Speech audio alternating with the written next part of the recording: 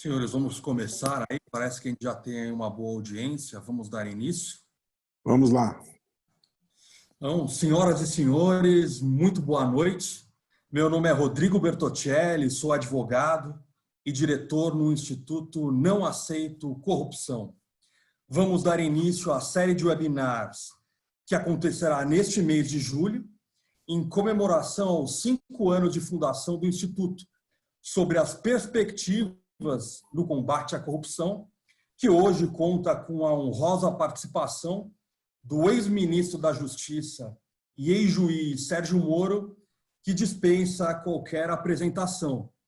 Ministro, desde já, muito obrigado por estar conosco em nossa estreia, que também contará com a presença do ex-presidente do Supremo Tribunal Federal, ministro Carlos Aires Brito, da ex-ministra do Superior Tribunal de Justiça, Eliana Calmon, do ex-procurador-geral de Justiça do Estado de São Paulo, Marrei, e do presidente da Control Risk Brasil, no Brasil, Gert Albers. O Instituto Não Aceito Corrupção é uma associação apartidária, sem fins lucrativos, que busca promover sinapses entre a academia, a sociedade e o poder público para um debate isento, plural e com absoluto rigor científico, no sentido de influenciar um combate inteligente à corrupção, o aperfeiçoamento das instituições, a integridade dos negócios e o respeito ao Estado democrático de direito. Antes de passar a palavra ao nosso presidente e fundador, Dr. Roberto Liviano, amigo, procurador de justiça no Ministério Público de São Paulo, que há 5 anos tenho tido a oportunidade de acompanhar o seu incansável trabalho e dedicação no combate à corrupção, eu os convido a um breve vídeo institucional que conta a nossa trajetória nesses 5 anos.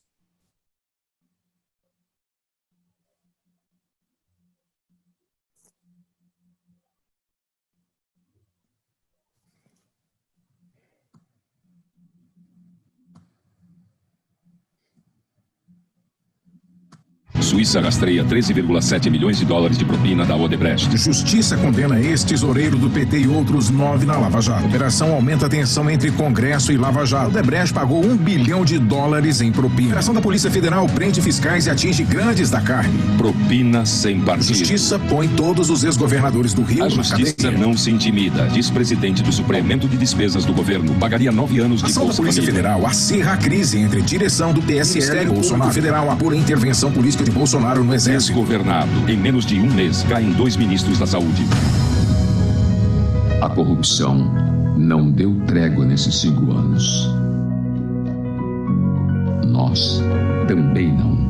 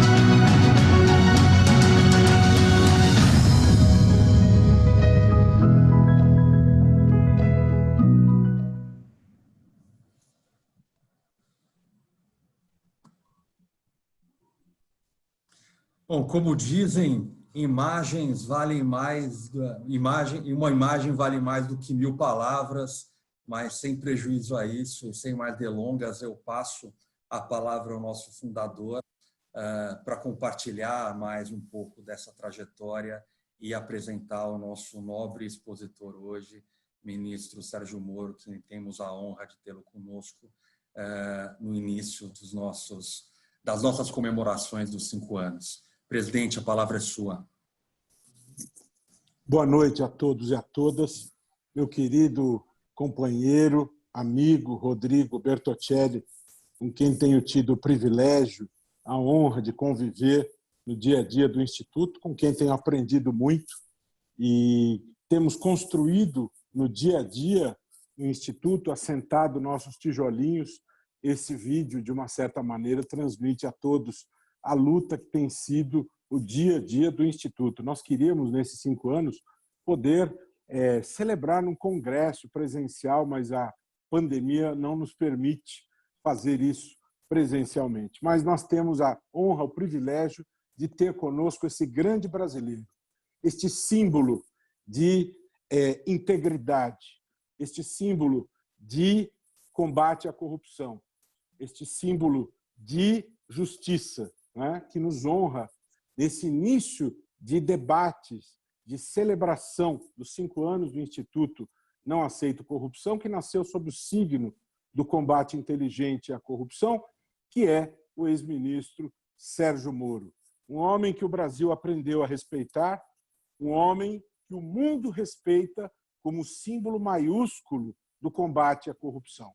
Um homem de coragem, um homem que entende profundamente deste assunto e que nos deu a honra, o privilégio de estar conosco nesta noite tão especial para nós, que ao longo desse tempo nos dedicamos ao combate à corrupção, nos preocupando com pesquisa, com educação, com mobilização da sociedade, com políticas públicas anticorrupção. São muitos os assuntos que nós precisamos tratar quando falamos a respeito da temática anticorrupção, e eu e Rodrigo já falamos demais, e todo mundo está aqui conosco porque querem ouvir o ministro Sérgio Moro. E eu já convido o ministro Sérgio Moro para uma reflexão inicial sobre o combate à corrupção, trazendo já uma provocação importante sobre o seguinte: eu quero começar essa provocação falando sobre delação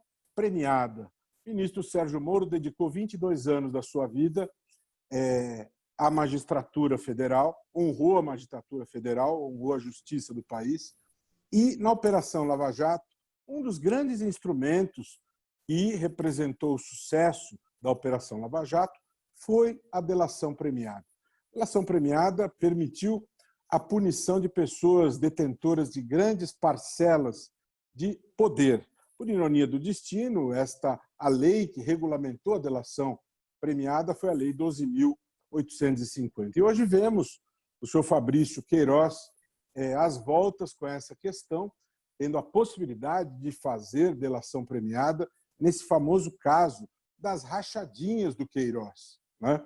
E esse caso bem ilustra a cultura da corrupção que nós vemos por aqui no Brasil. Em Recife, Miguel era filho da empregada e trabalhava na casa do prefeito, e o seu salário saía dos cofres públicos, né? Qual é o balanço que o ministro Sérgio Moro faz desse instituto das delações? Quais as perspectivas diante desses tristes episódios ocorridos aí com os procuradores da Lava Jato em Curitiba, em que uma procuradora do gabinete do PGR foi até lá praticando atos de investigação como se fosse corregedora, e que já estão sendo investigados pela corregedoria do MP Federal? Será que nós precisamos da lista tríplice para a PGR, a questão do mandato para diretor-geral da PF e tantas outras questões importantes? Precisamos pensar a questão da segunda instância. Eu lanço aí provocações iniciais para o nosso ministro Sérgio Moro para abrir as suas colocações nesse webinar. Boa noite, ministro. Boa noite. Eu queria inicialmente cumprimentar Roberto, Rodrigo, todos os ouvintes e minhas congratulações ao Instituto Não Aceito Corrupção há 5 anos. Eu acho que a sociedade civil organizada, essas organizações não governamentais, elas têm um papel essencial para manter acesa essa chama desse debate. Então, meus parabéns. Para mim é uma grande satisfação participar dessa transmissão, no qual nós podemos discutir esses assuntos. mas em especial para prestigiar o Instituto. Tem outras organizações também que acabam se envolvendo nesse debate, a Transparência Internacional, ou outros setoriais ali, o Instituto Ético e tal, mas é muito bom ter o Instituto aí discutindo esses temas relacionados ao combate à corrupção. Então, uma grande satisfação, um prazer estar aqui. Eu agradeço em especial também as suas palavras gentis. Eu vejo que eu, na verdade, como juiz lá no Lava Jato, depois como ministro, eu apenas cumpri o meu dever. Eu fui lá fazendo o que eu entendia que era necessário como juiz, aplicando a lei, considerando as provas, foi muito difícil. E como ministro também tentei implementar essa mesma agenda, seguir firme na agenda anticorrupção. Foi mais ou menos esse o meu trabalho. Apenas cumpri o meu dever, mas fico feliz aí pelas palavras gentis. Esse Instituto da Delação Premiada, a colaboração premiada, ela é muito importante. É utilizado no mundo inteiro, em maior ou menor grau, e para variados crimes, inclusive em combate ao crime organizado. Então, nós temos o famoso caso lá do Tommaso Busquetta, que foi o colaborador do juiz Giovanni Falcone contra a máfia italiana, foi um dos responsáveis por revelar os meandros, né, da Cosa Nostra siciliana, antes sequer sabia o nome da organização. Aliás, aqui um breve parente só viu, Roberto, deixa eu fazer uma propaganda aqui. Acabaram de lançar um livro que é quase uma biografia do Giovanni Falcone, para o português, traduziram para o português, foi lançado pela editora Citadel. Eu acabei fazendo o prefácio desse livro. O título é um pouco tétrico, assim, é Morte a Vossa Excelência.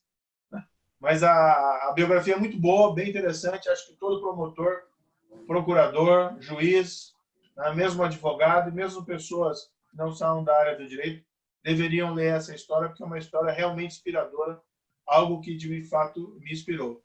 Mas, além desses casos contra a máfia, também tem sido utilizado a colaboração em casos de corrupção. É uma lógica muito simples. A corrupção é um crime praticado em segredo. Normalmente envolve quem paga e quem recebe. Se ambos se calarem, nós nunca vamos saber. Então, utilizar um criminoso contra o outro é uma técnica antiga de investigação. Tem um potencial muito grande para esses crimes. Claro que tem que seguir regras. Entre elas, a palavra do criminoso tem que ter sempre uma prova de corroboração. Na minha avaliação, o Brasil avançou bastante no combate à corrupção, especialmente aí a partir da Ação Penal 470, o caso Mensalão, e o caso da Operação Lava Jato. Agora, é uma tarefa perene, algo que não se encerra, algo que não se acaba. Até imagino, espero, tenho essa expectativa de que os níveis de corrupção tenham diminuído. Tenham diminuído desde a Lava Jato, um pouco mais de cautela dos criminosos.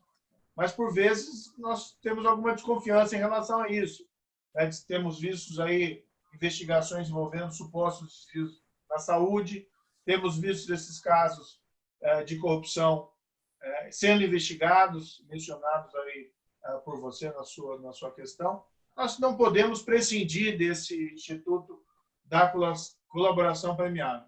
Tem um autor americano, para mim tem uma frase muito feliz, que ele diz mais ou menos assim, olha, os crimes não são praticados nem no céu, nem nos conventos. Então, nós não podemos chamar nem anjos, nem freiras como testemunhas.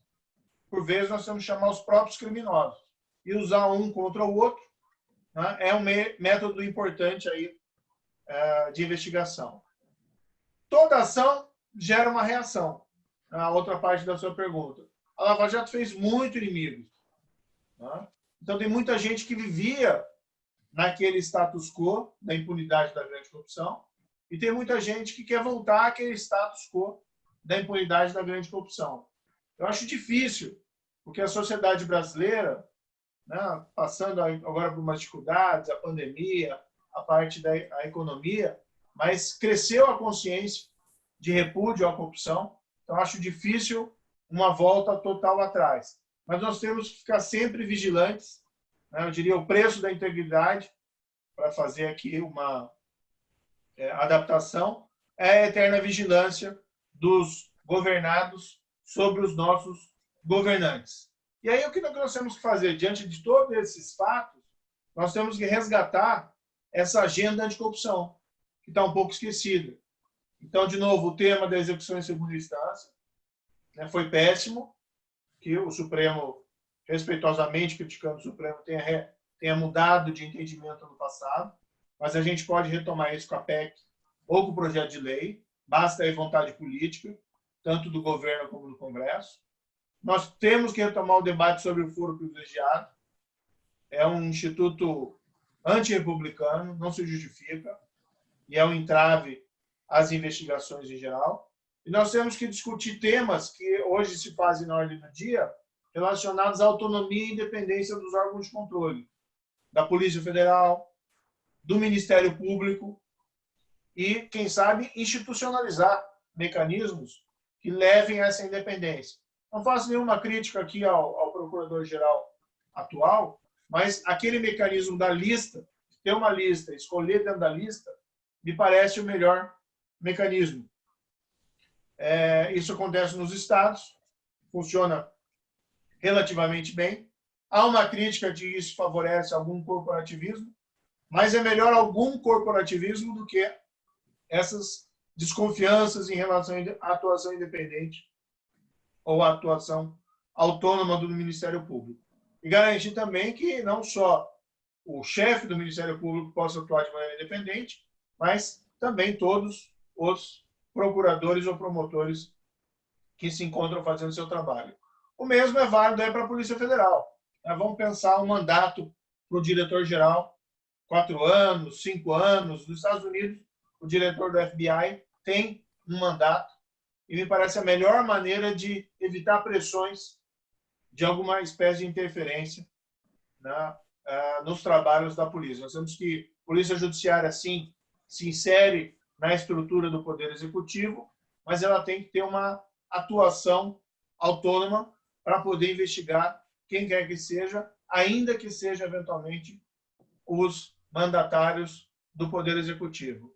Eu acho que essa é uma pauta, não é uma agenda de governo, não é uma agenda político-partidária, tem que ser uma agenda de país. E pode correr independentemente dessas outras temáticas. Ano passado, nós ficamos muito lá discutindo no Congresso a Previdência, que era uma reforma relevante, né? Mas não teria nenhum problema em discutir esses outros temas. O que não havia era vontade política no Congresso para discutir esses temas. Hoje nós estamos discutindo a pandemia, nós vamos precisar discutir reformas profundas do país ali adiante, e nós temos que inserir essas reformas, dentre essas reformas, essa questão da agenda anticorrupção.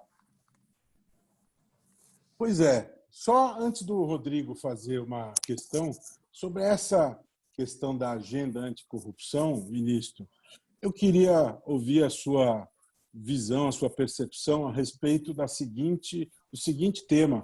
As 10 medidas contra a corrupção, como todo mundo lembra, elas foram literalmente esmagadas pelo Congresso Nacional naquela fatídica noite em que, inclusive, o Brasil estava de luto pela morte da equipe da Chapecoense, né? Na sua visão, de que maneira é possível fazer com que tenhamos um encaminhamento distinto? De que forma nós podemos ter um encaminhamento em relação a esse tema? As novas medidas contra a corrupção, discutidas tão profundamente pela Transparência Internacional, pela Fundação Getúlio Vargas, estão lá no Congresso, né?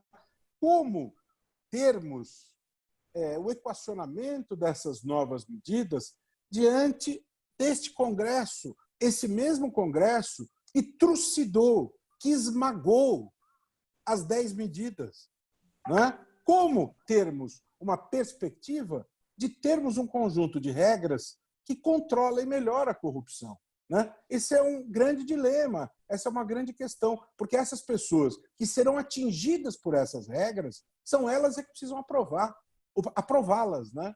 Como fazer com que isso se torne realidade? É um grande problema isso. Bem, exatamente. A única forma é pressionar de maneira legítima os representantes eleitos que aprovem, né, medidas dessa espécie ou outras pode ser discutido o mérito de uma ou outra, mas, por exemplo, vamos ficar numa situação bastante clara. Não há justificativa para não ter sido aprovada ainda a retomada da segunda instância, da condenação criminal de segunda instância. Eu li até uma matéria esses dias em jornal, não sei se verdadeiro ou não, que a minha saída do governo teria enfraquecido essa pauta. Porque quando eu estava lá no governo, eu estava trabalhando por isso, entendeu? Dentro do Poder Executivo, eu era a voz do Executivo junto ao Parlamento, fui no Congresso, defendi a medida e era para ser votada e acabou sendo prejudicada pela pandemia. Mas pode ser retomada, mesmo durante a pandemia, na minha opinião. Pelo jeito, a pandemia, infelizmente, vai durar mais do que nós imaginávamos. Esse é um tema, a meu ver, que seria prioritário para trabalhar. Não tem, é um tema que já foi digerido, discutido amplamente. Eu acho que não existe desculpa para não aprovar e tem que valer, na minha opinião, para todos os processos, seja os processos futuros, seja os processos pendentes. É uma questão aí de evitar a impunidade desses crimes. Nós conseguimos, eu consegui lá, junto ao Congresso, nós conseguimos aprovar a execução da condenação em primeira instância para crime de assassinato, para o júri, que acho que foi um avanço importante. Mas veja que isso vale para o crime de sangue, isso sensibilizou lá os parlamentares.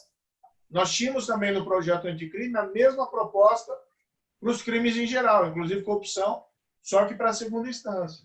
Isso nós não conseguimos a maioria necessária para aprovar. Agora estão dizendo que vai aprovar.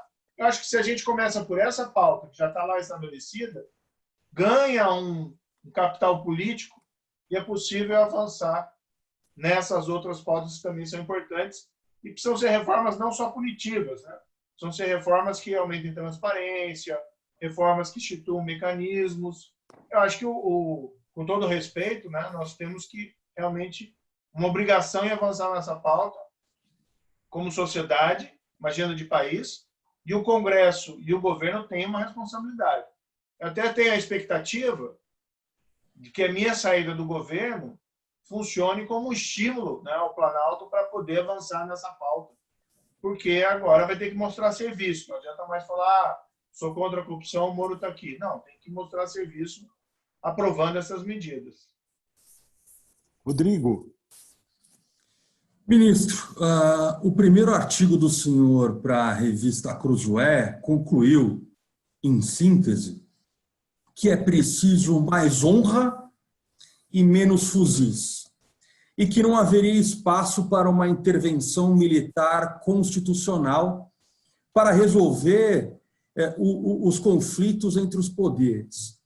No texto, o senhor também cita um importante constitucionalista norte-americano da primeira metade do século passado, Robert Jackson, juiz, então, na Suprema Corte Americana e também promotor no caso Nuremberg da Segunda Guerra Mundial, que afirmou: nós não damos a última palavra porque somos infalíveis. Ao contrário, nós somos infalíveis somente porque damos a última palavra.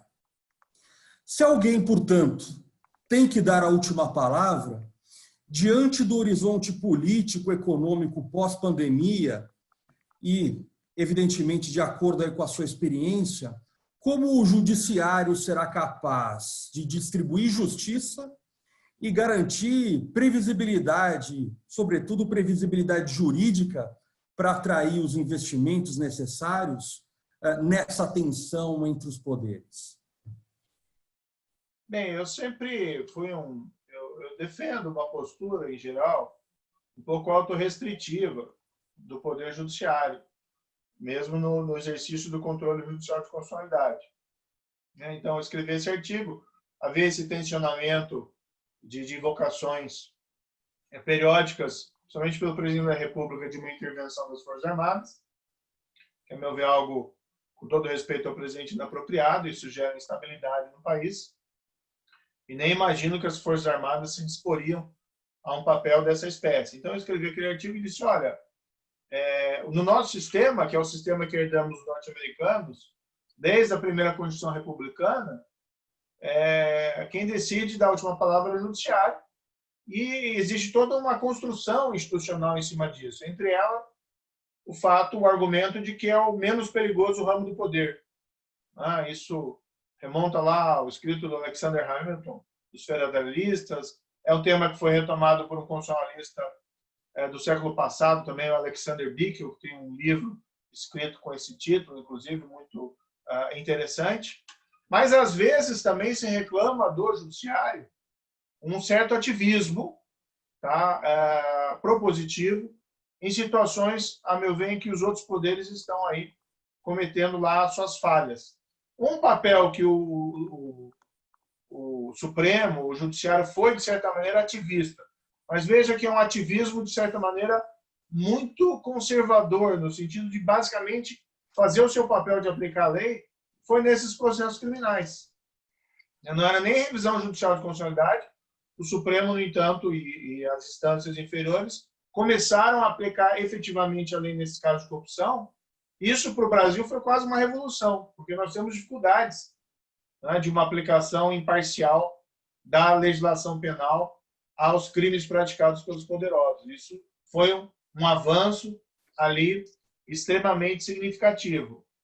No que se refere à supervisão pelo judiciário, principalmente de medidas no domínio econômico, eu particularmente acho que aí cabe uma autorrestrição maior, porque normalmente é muito difícil para o juiz avaliar algumas situações sem ter um cenário completo, sem ter informações totais sobre determinadas circunstâncias. Por exemplo, nós estávamos lá durante a pandemia e, eventualmente, vinha lá uma decisão do juiz, bem intencionado, mas fechando o aeroporto para evitar a disseminação do coronavírus naquela localidade. O governo não fez sua parte, não fechou o aeroporto, então eu vou atender aqui uma ação, mandar fechar o aeroporto. Só que, por exemplo, esse aeroporto era necessário manter aberto para receber brasileiros repatriados, ou manter um fluxo mínimo de aviões entre o Brasil e o exterior, para permitir não só a vinda desses repatriados, mas alguma comunicação, né, de passageiros entre os países, e inclusive vinda de mercadorias. Muitas vezes vinham não só em aviões de carga, mas em aviões de passageiros. Então, alguma restrição é oportuna. Agora, em alguns casos, realmente, algum ativismo judicial, eu acho que nesses casos de corrupção foi importante uma atuação mais incisiva do Poder Judiciário. Mas veja, como eu disse, aqui é um ativismo, de certa maneira, que se resume a basicamente fazer o que o Judiciário tem que fazer, aplicar a lei. Né? Mas, num país em que nós temos essa fragilidade de aplicação da lei, isso é quase uma revolução. Enfim, eu acho que tem que se alternar essas posturas de autorrestrição com um eventual ativismo muito bem fundamentado quando necessário, mas com bastante cautela, né? Acho que o juiz tem que ter também a serenidade, a humildade de lembrar dessa frase, né, do Robert Jackson, que eu acho lapidar, que não é o fato dele ser juiz que ele é o senhor da razão. Então, ele pode cometer erros, sim, e esses erros, muitas vezes, são erros complicados de serem revertidos. Mas, enfim, essa é a minha posição. Muito bom. Eu queria aproveitar, nesse momento, agradecer ao Revista Digital Poder 360, que também transmite o nosso webinar. Um abraço ao querido Fernando Rodrigues, uma audiência extremamente qualificada, junto com a audiência das nossas redes sociais. Um outro tema bastante importante que foi retomado nesta última semana, e o ministro falou na sua primeira intervenção, diz respeito ao foro privilegiado. Né? Há uma PEC que já foi aprovada no Senado, passou pela comissão, o plenário aprovou, foi para a Câmara, passou pelas comissões, e faltou a deliberação do plenário, e o Supremo Tribunal Federal, ministro, em maio de 2018, decidiu que ex-políticos não têm direito ao foro privilegiado, exatamente na direção do que foi colocado na sua primeira intervenção. Não combina com os ditames da República, não combina com a ideia da igualdade de todos perante a lei, né? Então, a PEC 333, de 2016, do senador Álvaro Dias, propõe o fim do foro. Em maio de 2018, o Supremo entendeu que os ex não têm direito ao foro e determinou o retorno ao primeiro grau de centenas de casos. No entanto, na semana passada, o país, surpreso, se deparou com uma decisão da terceira Câmara do Tribunal de Justiça do Rio de Janeiro, que determinou que o ex-deputado estadual, Flávio Bolsonaro, teria direito ao foro privilegiado por conta da questão das rachadinhas na Assembleia Legislativa do Estado do Rio. O Procurador-Geral de Justiça do Estado do Rio de Janeiro, Eduardo Gussen, já levou esse tema ao Supremo, pedindo que o caso seja examinado em primeiro grau, porque não há foro privilegiado. E o Supremo deverá decidir esta questão. A nós, no Instituto, parece absolutamente anacrônico insistir nesta questão do foro privilegiado, porque você suprime as entrâncias inferiores, você tem tribunais que não têm infraestrutura para colher prova e tudo mais.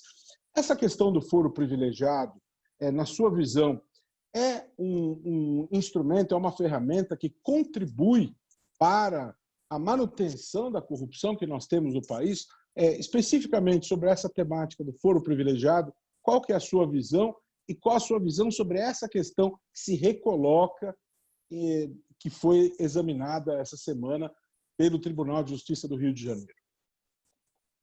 Bem, eu diria o seguinte, em relação a isso e outros temas, acho que o Brasil, a gente brinca muito de ser a cigarra. Tem aquela velha fábula da cigarra e as formigas. Então, nós sabemos, como país, que nós precisamos fazer uma série de reformas. Tá? Não só no campo da corrupção. Vamos falar aqui, área tributária. Fazem, 20 anos que falam em reforma tributária, mas não se faz. Reforma da administração pública. Se fala em 30 anos isso, e as reformas fazem, às vezes não são implementadas, e ainda coisas pendentes a fazer. A mesma coisa a corrupção. Há muito tempo se fala, olha, vamos acabar com o foro privilegiado. É um instituto não republicano, é manutenção de privilégios. Tá? Eu era juiz, eu tinha no TRF da 4ª Região. Como ministro do Executivo, eu tinha no STF. Agora eu não tenho, mas eu não sinto falta. Acho que isso aí é algo que revela um resquício de uma cultura de aristocracia. Como aquela história, sabe com quem está falando? Ou seja, isso aí nós tínhamos que abolir por completo. Tá? Se for para manter alguma coisa, manter o mínimo que seja possível, mas é o que acontece. Nós vamos brincando de cigarra, nossos problemas vão se acumulando, e aí vão surgindo esses casos concretos, e nós percebemos o quanto não resolver esses problemas de maneira abstrata antes geram situações concretas que dificultam, que nos impedem de avançar. Então, nós fomos agora atingidos por uma pandemia, vamos ter aí uma crise, já estamos com um problema sério na economia. Se nós tivéssemos feito a lição de casa, nós não estávamos discutindo essas questões. Então, se nós tivéssemos abolido o foro privilegiado ano passado, ano retrasado, há 5 anos, nós não teríamos esse tipo de problema.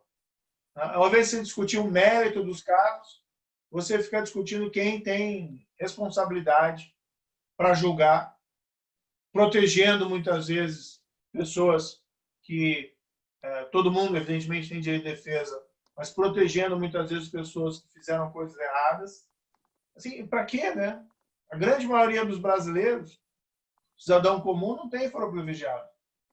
O que justifica nós atribuirmos esse foro a pessoas só porque exercem determinados cargos na República? Enfim, a minha opinião é muito clara em relação a isso. Não vou discutir esse caso concreto, né? Não me sinto muito confortável nisso, né? Porque eu fui integrante lá do governo.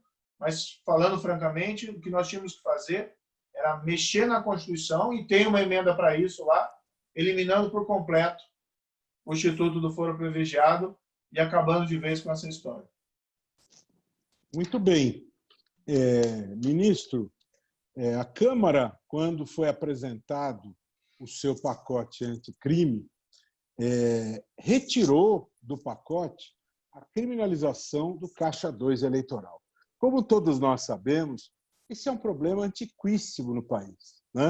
Infelizmente, o Caixa 2 eleitoral ele é naturalizado, né?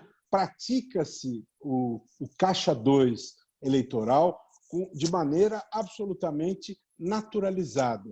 Eu lhe pergunto, qual a importância desta agenda da reforma político-partidária para o combate à corrupção, né? E qual é a perspectiva de nós conseguirmos retomar esta agenda de rediscutirmos a dinâmica dos partidos políticos e mesmo a reforma política, discutirmos voto distrital misto e todas essas questões que muitos consideram a mãe das reformas diante da realidade que nós conhecemos no país?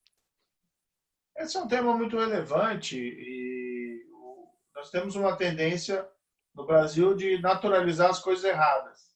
Então, algumas práticas ilícitas que acabaram se tornando corriqueiras, muitas vezes as pessoas, mas isso foi só Caixa 2, isso foi só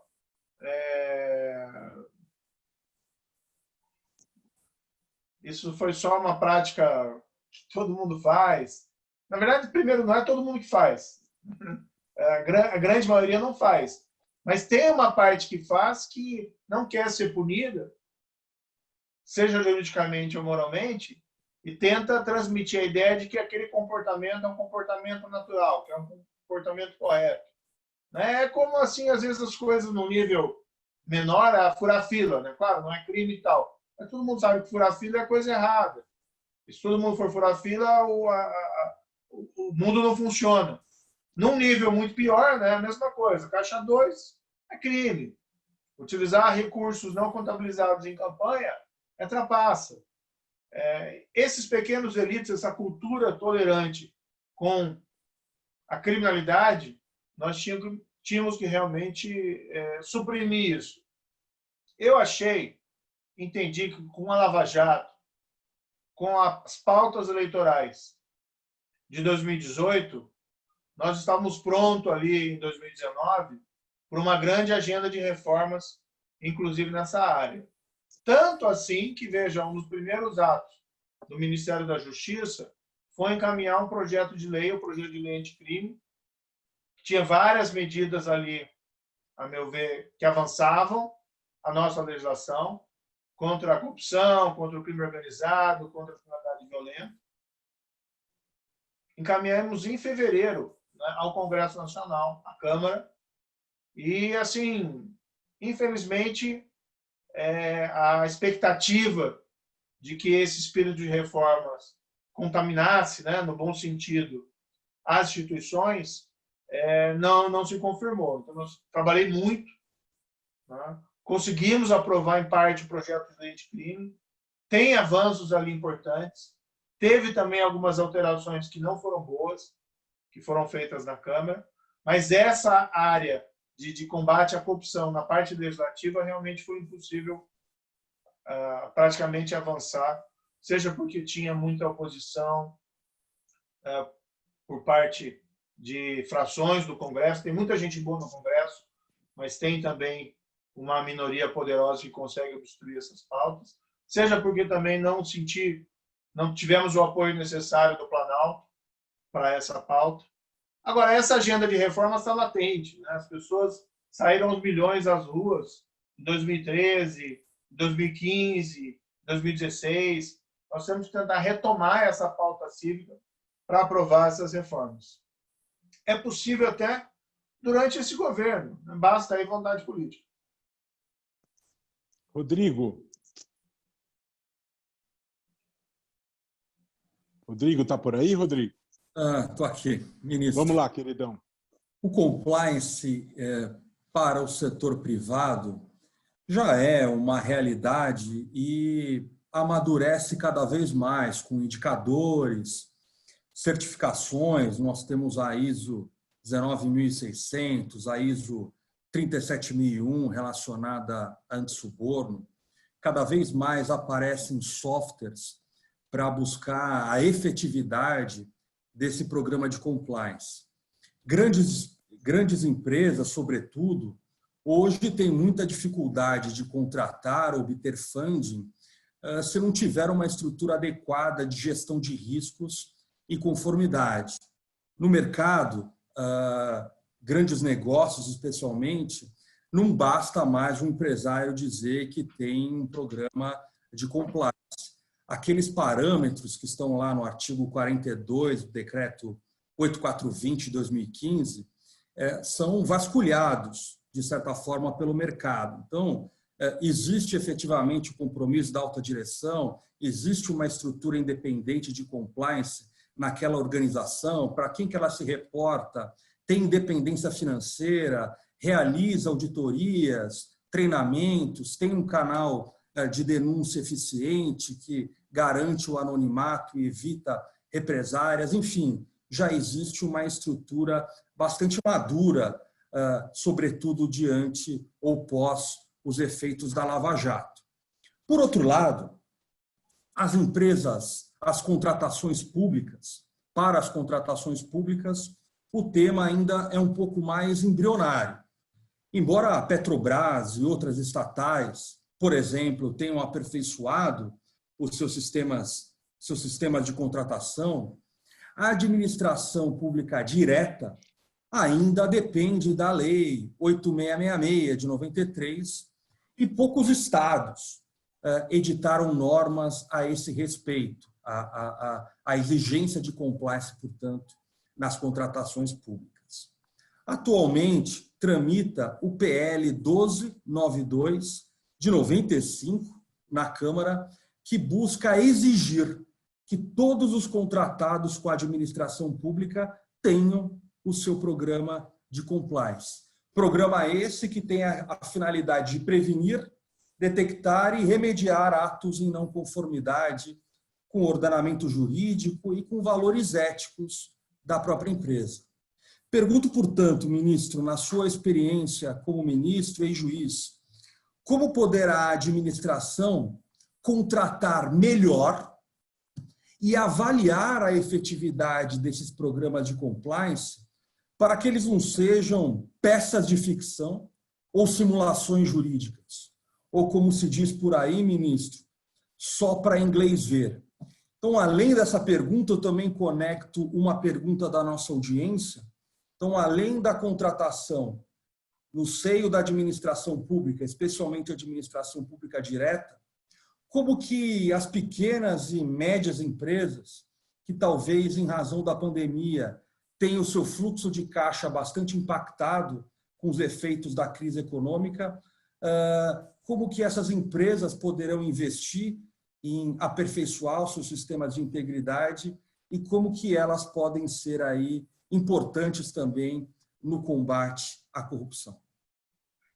Bem, essa é uma pergunta bastante interessante, porque eu tenho uma percepção de que, a despeito de eventuais dificuldades de avanço da agenda pública no combate à corrupção, a minha percepção é que no setor privado, a Lava Jato ela foi mais transformadora, no sentido de despertar ao empresariado brasileiro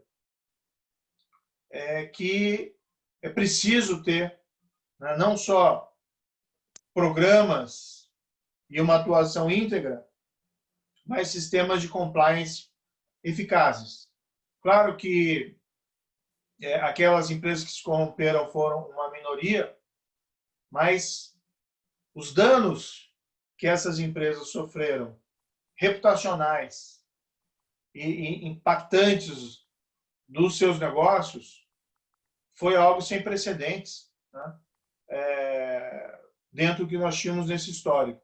Claro que todo mundo queria que essas empresas sobrevivessem, permanecessem no mercado, gerando lá os seus empregos, mas elas precisavam fazer uma escolha também para terem uma atuação íntegra.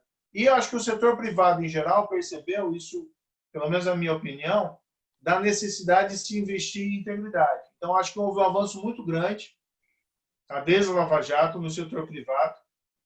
Não que, eventualmente, não se tenha problemas, mas houve um avanço significativo, principalmente das grandes empresas, né, em ter sistemas de compliance que funcionassem para valer. E evitar dissociar a empresa, a política da empresa, de qualquer espécie de ilícito. Então, acho que isso já foi um avanço bastante grande. Nós tivemos, ainda durante o governo anterior, a lei das estatais, que foi um grande avanço no âmbito do serviço público. E, enfim, nós temos a possibilidade de prosseguir, né? Nós talvez precisemos aí de um pulso maior na agenda pública, mas ainda assim é com satisfação que nós vemos o setor privado brasileiro com mais dinamismo e avançando mais rapidamente nessa área. Existe também aqui um componente internacional, né? Porque internacionalmente cada vez mais a percepção de que, olha, você tem um ambiente de corrupção, isso afasta investidores externos. Ninguém quer colocar o dinheiro em algo que possa estar contaminado. Por outro lado, existe uma demanda de que internacionalmente haja uma lealdade na competição, uma fair competition. Então, tudo isso tem contribuído igualmente para eliminar aquela velha história de que a corrupção pode ser alguma espécie de óleo nas engrenagens da economia e não areia. Mas eu lembro aqui que, há pouco tempo atrás, o ministro da Justiça, né, em governos anteriores, chegou a falar essa impropriedade, né, de que a corrupção poderia ser óleo, então, né, poderia ajudar a economia, que não precisava ser combatida tão tenazmente como durante a Lava Jato. Isso é absolutamente impensável, alguém falar uma bobagem dessa, seja na época que falou, ou seja nos dias atuais. Então, essa consciência que se aprofunda na sociedade e no setor privado é muito positivo, apesar dos avanços tímidos na agenda pública. Claro que sistemas de compliance em pequenas empresas ou médias empresas é um pouco mais difícil, não dá para se exigir o mesmo padrão. Agora, alguma espécie de controle é sempre possível, até porque muitas vezes a corrupção dentro da empresa não é só uma corrupção para beneficiar a empresa, mas é uma corrupção para prejudicar os cofres da empresa. Às vezes você tem lá alguém dentro da empresa roubando a própria empresa, né? Ou comprometendo a imagem da empresa perante cliente e fornecedor, sem que isso haja qualquer concordância do dono. Então tem que se estudar onde pode se avançar nessa área. Claro que, eventualmente, o que pode ser feito são associações de empresas, né, para ter sistemas comuns ou para ter uma consultoria, para ter uma assistência geral para esse tipo de apoio, para que não fique concentrado o custo apenas em uma unidade.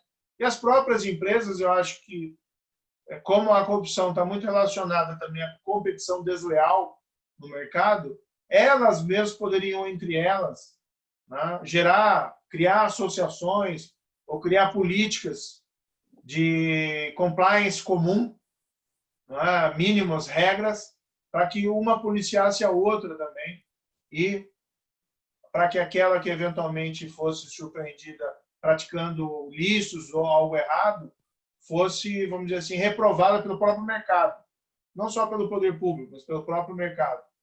Alguma espécie de associação pela integridade empresarial. Acho que isso é algo que nós poderíamos refletir mais aqui no Brasil, Isso nos permitiria evoluir a despeito de eventual má vontade na agenda pública. Essa questão das empresas se fiscalizando umas às outras me lembra muito uma questão que eu tenho falado muito, que é a questão da autorregulamentação, né? Os pactos dos setores, e essa é uma ideia que vem crescendo, né? Os pactos de uma controlar a outra é uma ideia que vem se disseminando de maneira bastante significativa. Temos uma outra questão que veio da plateia, do público que está nos assistindo. Aliás, desde o início desse webinar, tivemos mais de 1.000 pessoas sempre nos acompanhando, tanto pela rede do Instituto como pelo Poder 360, e agradecemos muito pelo público que está nos acompanhando. E aqui uma pergunta nos indaga se a corrupção, fala que a corrupção ainda está presente nas 3 esferas de governo e pergunta por que é difícil reduzi-la ou exterminá-la.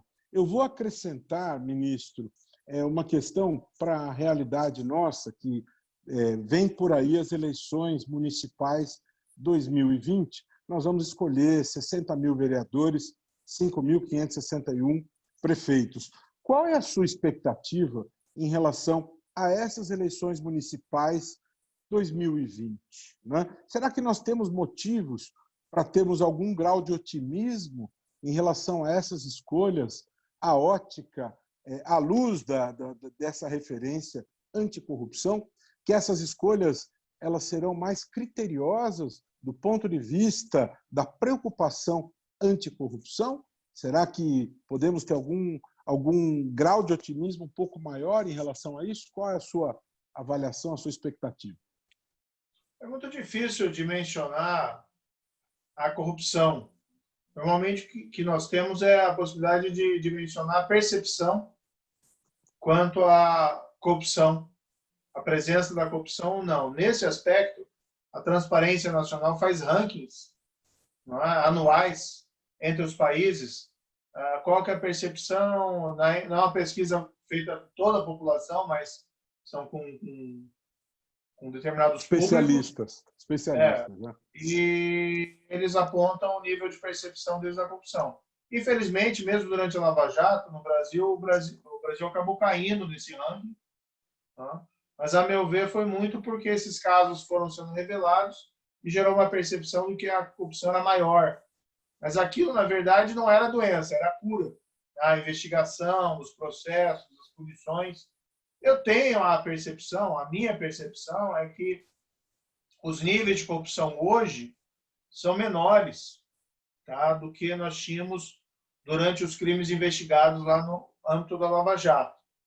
Agora, isso é uma percepção. Tá?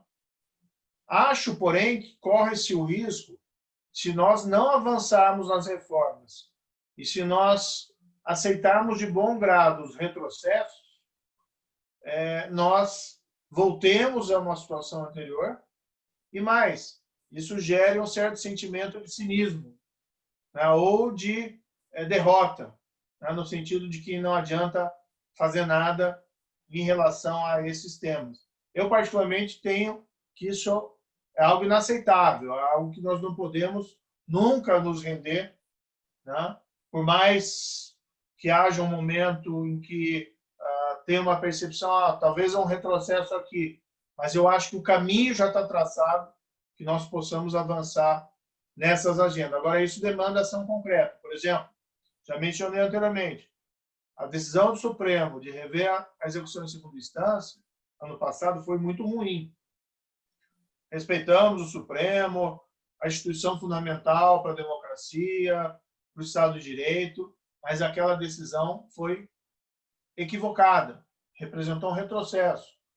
Nós temos a possibilidade de restabelecê-la. É isso que nós temos que fazer. Né? Como país, como cidadãos, nós temos que demandar esses avanços. Então, nós não podemos nunca baixar a cabeça ou acreditar que a história pode ser escrita como um progresso inevitável sem que nós nos esforcemos para avançar. O preço, aí, como disse, da integridade, da liberdade, é a eterna vigilância. Nós temos, como cidadãos, que demandar, né, que os nossos representantes promovam as reformas necessárias. Espero, né, que nessas eleições desse ano haja espaço para essa discussão sobre a integridade, que a população possa escolher bons representantes, porque tem um dado que me parece que é fundamental: as pessoas aprendem muito pelo exemplo, né? E nisso a liderança tem uma grande responsabilidade. Se a liderança não tem uma conduta íntegra, uma conduta de correção, se ela compactua com o ilícito, se ela se envolve no ilícito, ela, de certa maneira, convida a todos para agir da mesma forma. Aquele velho argumento: bem, se o chefe age assim, por que eu vou agir diferente? Então, é fundamental escolher bem as nossas lideranças, porque elas ensinam toda a sociedade pelo seu exemplo. E não precisamos de mais maus exemplos. Nós precisamos, ao contrário, de bons exemplos dentro da nossa vida pública e mesmo no nosso setor privado. Muito bom. Rodrigo, mais algum comentário, mais alguma consideração aqui, querido? Bom, pode fazer mais uma pergunta, presidente, eu faço na sequência. Muito bom. Eu acho que nós estamos, ministro, caminhando para 1 hora de live aqui, e a nossa ideia é que a live realmente durasse em torno de 1 hora, né? Eu penso que a qualidade das discussões é extremamente bacana. A pergunta que eu gostaria de fazer, assim, qual é a sua visão olhando para frente, né? Qual é o seu prognóstico, olhando o cenário, olhando a nossa perspectiva? Qual é a nossa perspectiva para o combate à corrupção daqui para frente? Nós temos motivos para estarmos otimistas, né? Tentando projetar o Brasil nos próximos 5, nos próximos 10 anos, né? O brasileiro tem razões para otimismo em relação ao futuro do combate à corrupção. Podemos imaginar, nos próximos anos, as instituições melhores para o enfrentamento da corrupção no Brasil. Qual que é a sua expectativa, qual que é a sua projeção para os próximos anos no país, a partir de tudo aquilo que já vivenciou e aquilo que prognostica para os próximos anos? Presidente, ministro, se me permite um modesto complemento, aí eu já capturo aqui a pergunta da nossa audiência, presidente, e encerro aí a participação. Então, em complemento aí o que o Liviano comentou, a gente costuma no Instituto fazer uma paráfrase, ministro, que, bom, quem é da minha época, eu tenho 40 anos, se lembra que iria no bar, no restaurante, e todos fumavam, né? Então saía defumado ali, a gente brincava que saía defumado da balada. Para os mais sêniores do que eu, se lembram que era comum, era tolerável fumar no cinema, no teatro e até mesmo no interior dos aviões. Não imagino mais alguém tolerando alguém de São Paulo a Manaus, sujeito fumando do seu lado, né? Independentemente da norma, existe, enfim, um compromisso ético de que a sociedade, né, não tolera viver dessa maneira. E, parafraseando o professor Clóvis, que já esteve aí na nossa história do Instituto, Clóvis de Barros Filho, a ética é a inteligência compartilhada a serviço do aperfeiçoamento da convivência. Portanto, se nós não toleramos hoje, independentemente da norma, alguém fumando um cigarro ao nosso lado, mesmo que seja num bar, né? Será que hoje a nossa sociedade, do ponto de vista cultural, sociológico, também já não mais tolera atos de corrupção como tolerava antes? Então, talvez aí para encerrar, pelo menos aí mais uma bateria aí de perguntas, qual que é a sua perspectiva também do ponto de vista ético, do ponto de vista cultural, e como nós, sociedade, enfim, devemos esperar por dias melhores? São perguntas muito difíceis, né? Porque envolvem aí um prognóstico futuro e, como eu disse anteriormente, nós não devemos recair numa crença de que o progresso é inevitável. Isso é um pouco de historicismo e o historicismo não se mostrou uma teoria sobre a história que realmente tenha bases palpáveis. Então, nós sempre estamos sujeitos aí a avanços e retrocessos. Eu até lembro aqui os gregos e romanos, eles tinham umas teorias sobre a história que eram bastante interessantes, né? Políbio, por exemplo, falava que a história era como um ciclo, em que você tinha avanços, de repente você retrocedia, falando principalmente das formas de governo, que as formas se degeneravam, as formas se corrompiam, e que isso era alguma coisa mais ou menos inevitável. Mas também essa é uma teoria historicista que também não se confirma na prática. No fundo, ninguém sabe o futuro, nós é que construímos o futuro.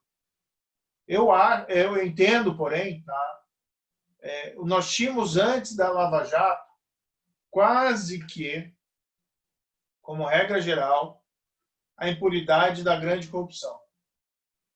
Eu era juiz criminal, eu atuei em vários casos, crime organizado, tráfico de drogas, tive casos também envolvendo corrupção antes da Lava Jato. Via, muito pontualmente, esses casos chegarem em algum lugar.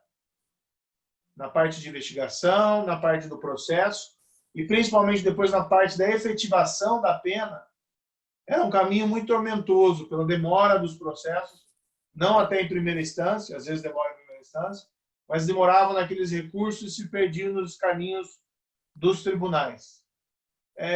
A Lava Jato mudou esse padrão de impunidade da grande corrupção. E ela gerou muita expectativa e despertou na sociedade aquele sentimento de que, sim, é possível, né, punir a grande corrupção. Sim, é possível punir o corrupto. Ela e a Ação Penal 470, de certa forma. Então, o que nós temos que fazer é relembrar que essas são conquistas, não do juiz, não do procurador, não do policial. Isso foi uma conquista da democracia brasileira, né? Porque a ideia é, acima de tudo, que ninguém está acima da lei. Né? Aquela percepção de que todos numa democracia são iguais, seja em direitos, mas seja também em deveres. Eu tendo a ser otimista em relação ao futuro, porque essa percepção, né, da corrupção como uma coisa errada, uma coisa que tem que ser punida, permanece arraigada entre nós. Agora, não existe progresso desacompanhado da eterna vigilância e da demanda dos cidadãos. Há o risco, igualmente, de retrocesso.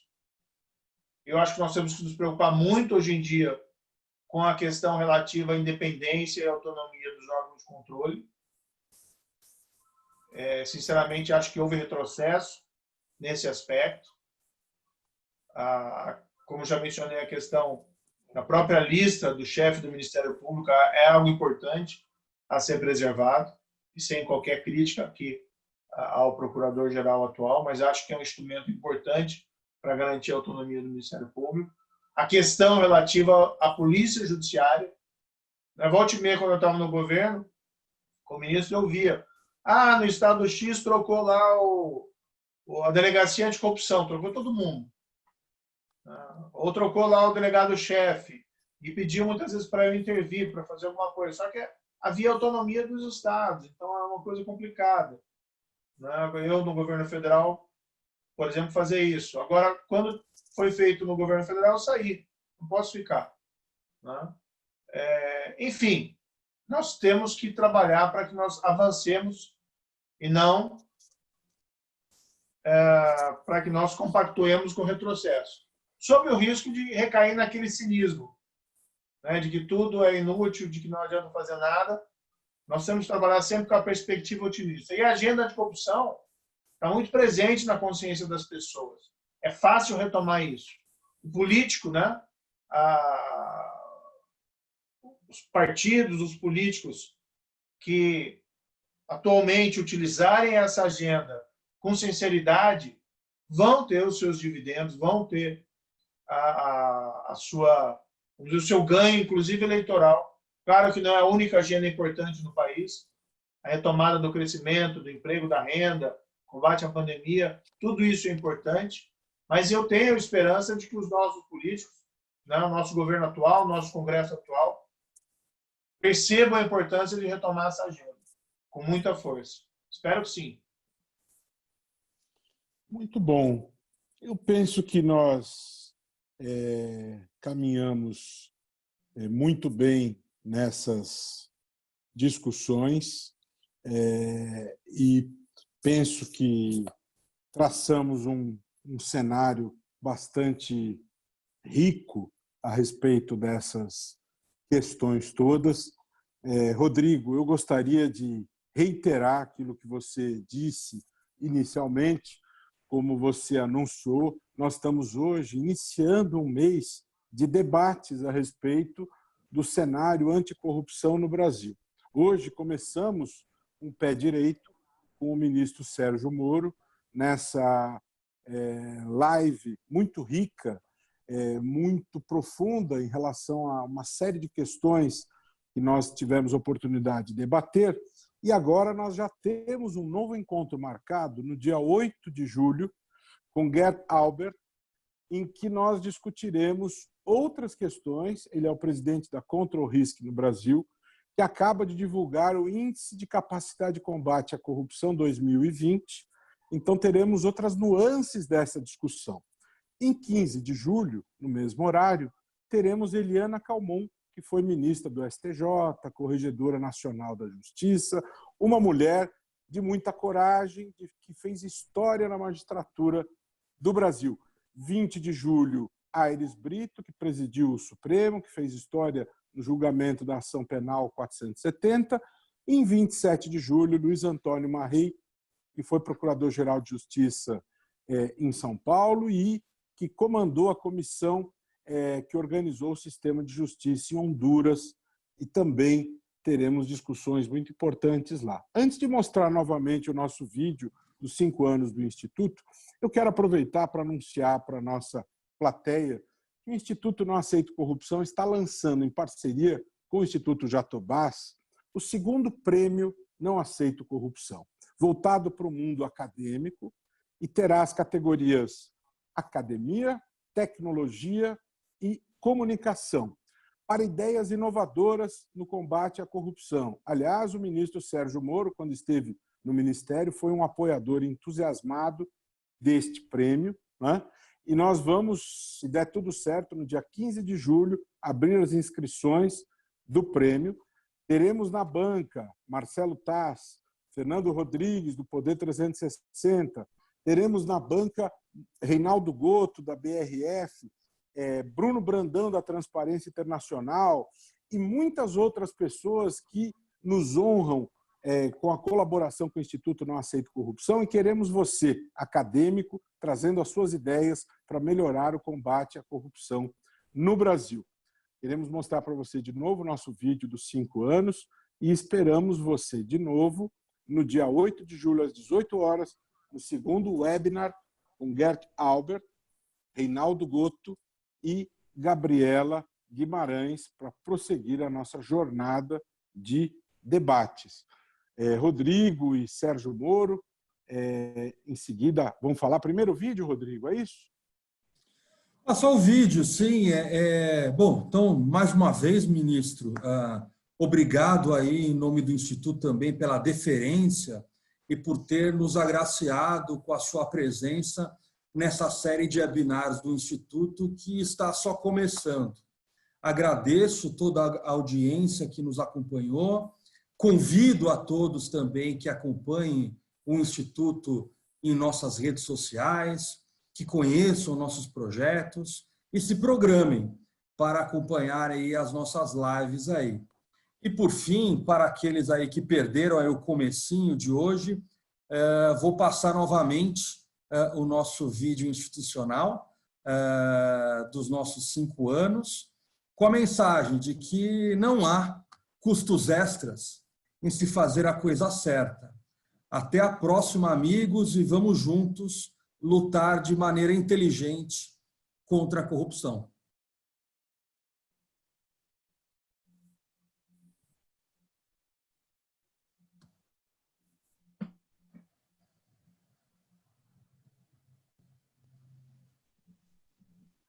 Suíça rastreia 13,7 milhões de dólares de propina da Odebrecht. Justiça condena ex-tesoureiro do PT e outros 9 na Lava Jato. Operação aumenta a tensão entre Congresso e Lava Jato. Odebrecht pagou $1 bilhão em propina. Operação da Polícia Federal prende fiscais e atinge grandes da carne. Propina sem partido. Justiça põe todos os ex-governadores do Rio A na justiça cadeia. não se intimida, diz presidente do Supremo. Aumento de despesas do governo pagaria 9 anos de Ação da Bolsa Polícia Família. Federal acirra a crise entre direção do PSL e Bolsonaro. Federal apura a intervenção política de Bolsonaro no Exército. Desgovernado. Em menos de um mês, caem 2 ministros da saúde. A corrupção não deu trégua nesses 5 anos. Nós também não.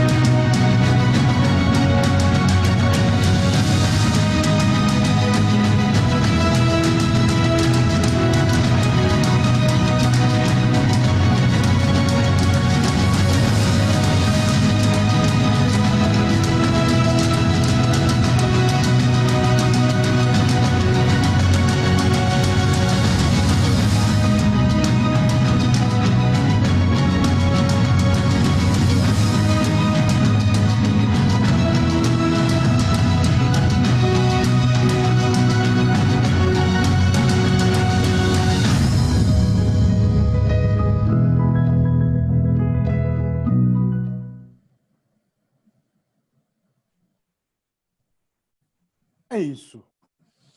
Muito obrigado mais uma vez, ministro. Sigam o Instituto Não Aceito Corrupção. Uma boa noite a todos. Mais uma vez, um grande abraço. Obrigado, Sérgio Moro. Obrigado, Rodrigo Bertocelli. E até 8 de julho. 5 anos sem dar trégua. Estamos juntos. Boa noite a todos. Obrigado mais uma vez pelo convite. Sucesso no Instituto. Obrigado, ministro. Obrigado, presidente. Tamo junto. Boa noite a todos.